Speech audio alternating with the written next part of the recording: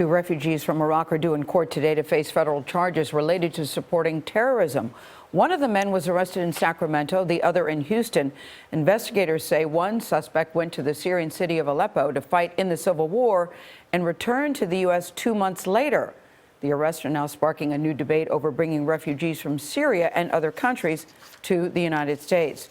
Jeff Pegues is at FBI headquarters in Washington with a look at these suspects. Jeff, good morning.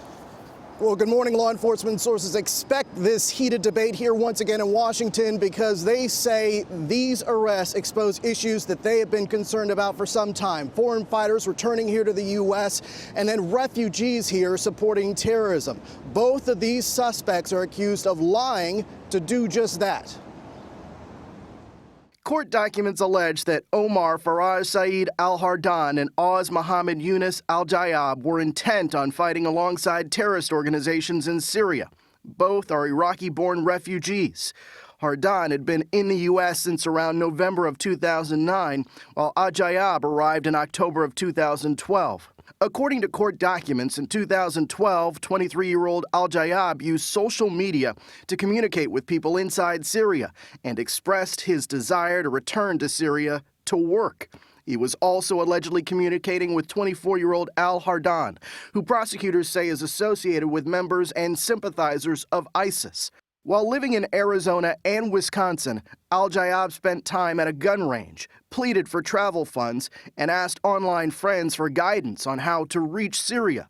By March 2013, Al-Jayab had a strategy. I am coming to Syria. I have planned a route and everything. In April, he messaged, I am eager to see blood.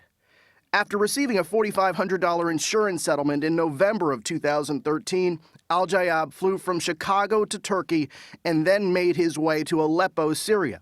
But he was wise to American surveillance tactics, telling one associate online, the government is alert for everything. My trip here constitutes a charge. He returned to the U.S. in January of 2014.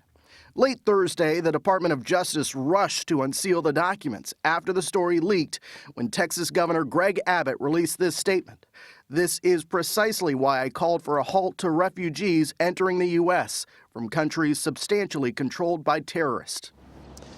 That leak angered investigators who were still working the case, but there is no indication that the suspects were planning to attack targets here in the U.S. Meanwhile, yesterday there was another similar arrest, and there are more to come.